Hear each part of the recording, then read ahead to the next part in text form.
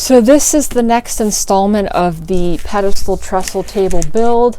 Honestly, I don't edit these videos till late on Friday usually, so I don't know exactly what's going to be in this video. I'm assuming most of it is going to be showing you how I made the MDF substrate. But in real time, as far as having the whole pattern laid out with the veneer, I just have to put gum tape on the top of this and then it's ready to go. I actually thought I was going to get this on the substrate this week, but when I was planning this project, I ordered the glue before I decided to use a 1/16 of an inch veneer, and the glue I got is not suitable for thicker veneer. So I'm just gonna have to order some more glue and then I could put this stuff in the press next week. But as you can see, the pattern is pretty intricate. It's a herringbone pattern. You won't be able to see it till you watch the video, but it actually starts from both ends instead of being continuous herringbone through the piece, which creates a nice dynamic pattern, because in the center all of those angles meet and create a nice shape in the center especially. But like I said, I'm going to show you how I do all of that. I'm not quite sure if I get as far as this point in the video, but this is kind of where I'm at on the piece now. So even though I made this technically before parts of the last video, the platen for this is going to be a 4x4 sheet of birch veneer ply. Now this is a nice grade of plywood. I'm using this because I use this around the shop all the time. I'm really only ripping off a small piece of it, and then I could, once I take it apart, because I'm using breather mesh for the top, I don't have to cut grooves in it, and I could reuse the plywood. Since the tabletop's 10 feet long, making the box a little bit smaller because it's going to have hardwood edging around it, this is a 10-foot platen pretty much, by about, I think the final table's 44 inches. So with the piece I cut off, I used some strips to join the 8-foot sheet to another 2-foot sheet. So this is a very large 10-foot by 44-inch platen, and that's basically what's going to be on the bottom of the press this whole time. As you can see, I'm just joining that strip all the way on the edge. I counted for the thickness of the strip, so this is now about 44 inches. So far, the hardest part of this whole process was getting this original plywood into the bag. I rounded off the corners. I think I'm actually just about to do that, so that I don't have to worry about getting a bunch of holes in the bag or wearing the vinyl thin. So I did that first, and then sliding it into that bag. There was just a lot of friction, so it didn't want to go easily. Now that I have the platen in the bag, because plywood's very smooth, getting the torsion box in and out is not easy, but it's not difficult. So I have a set of roller ball bearings propped up on the table saw. I can just slide this in. Because this bag is so big and it's pretty thick vinyl, you could see it was starting to droop at first, but once I got it about halfway in was when it slid in. Now in hindsight, I should have put the breather mesh in with the plywood, because afterwards I had to get that and leave it in there, and I've been working around it for the past about a week and a half. So that's what that looks like, spanning across my 2 tables. But I bought the closure from the veneer supply place because it was only about $20, and I was getting a bunch of supplies, so I didn't have to pay for special shipping or anything like that. And you can make them, but honestly, after making all of this, I didn't feel like making a closure. And then I tried out the vacuum, and right off the bat, everything worked. It took all of the air out of the bag. I didn't have any holes in the bags, so I was extremely happy. So at this point, I'm going to start making the torsion box. So the bottom's going to be 1/2 inch MDF, as well as the top, and then the impregnated resin honeycomb core is going to be in the middle. That core will keep everything a little bit lighter. I've seen this method done with 1/4 inch skins. I didn't want to do that just because this is a pretty big table and the aprons don't span the whole top. Also, the example I was looking at and another example I saw online used 1/2 inch, so that's what I decided to use. Now, in order to do the laps for the edges of all of this and the material I made in the last video, I'm going to be cutting 1/2 inch laps because that material is 1 inch thick. So I used the MDF to set up the height of the radial arm saw and a stop, and this is how I prefer to cut lap joints, especially with the table saw all covered with material. The base is on the other side of the shop. I really don't have a lot of room for stuff, so I could easily set this up to cut all the laps. It's MDF, so it chips off very easily, and I'm basically going to do that on both ends of my long boards first. Could lay them on the piece. Now the MDF is also about a sheet and a third. So you could see how those laps look there. And then with that in place, I could cut the end one. So this is going to be the piece on the end, and then there will be two pieces joining the whole thing together. So this is the end piece, same process. Can go through and cut those laps, and then put it on there and measure for the two short sides, and then continue cutting these. So that's what that looks like.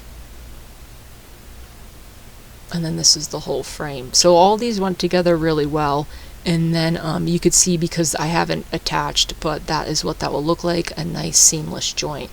Now I dry fit all this together, because gluing all this together I was going to have this is where the impregnated honeycomb resin cordboard came from. That's the company. They also make veneering machines if you don't want to build your own. And then, so like I said, so this is all screwed together so that when glue up comes, I don't have to pre-drill anything. It could just come apart and then go back together. So these were very easy to cut. I just used a drywall saw. This comes in 2 foot. I believe these were 2 foot by 4 foot sheets. And I could just go through and fit them in the piece. So this is basically a torsion box without doing the lap joint lattice work out of wood. Not only is that time consuming, but it would have been much heavier, and the weight of this table was already an issue. So this stuff will hold together. It's extremely strong, just like a torsion box, but much more lightweight. There is the added expense. I think this stuff was like $26 a sheet. So once that was done, I could do the top. I'm putting the joint on the other side of the platform at this point, just so that they're offset, and will make the whole thing a little bit stronger. And then I could go through and screw this all together as well. These top side screws I'm probably going to take out before I do the final veneering. Then you can see I'm just countersinking so that none of these screws hit on the bag, and then sinking a bunch of screws in place, and this is essentially the sandwich I'm left with. So then gluing this together, I'm using Titebond 3, and I have exactly 25 minutes of open time with this glue, so I was moving very quickly. I actually had a timer set, because if it got too long, I don't know what I would have done, obviously, but it wouldn't really have set in the container. Everything would have started to set up already. So I'm just moving as quickly as possible. You can see with everything pre-drilled, I'm just reassembling the panels and everything together, and then getting it in the bag. So the roller was a huge time saver for this, getting all of that on there. Could put the sheets in place, and then do the top side and glue that all together. There's a lot of problems with this shop, but the biggest problem really is that the ceiling is only about 7 feet tall, so I actually broke my light getting everything in place, but I did manage to get this on top, get some screws in it, and then slide it back. Now I have a dog gate on the one end of my shop, and that ended up being perfect for this. Could slide it off the table onto that ball bearing I have. It's sitting also on the gate, so it has 2 points of contact. Once you initially get it in the bag, I could just slide this right through, because it slides. MDF is also quite smooth. It slid really easily on that plywood. I could get everything in place, close up the bag, and start the vacuum press, and you could see how it's working.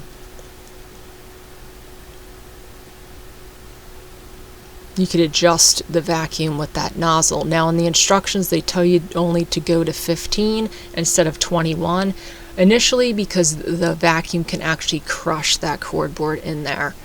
And then my timer says it took 26 minutes, but I actually forgot I had the timer on, so I got this done just in the nick of time.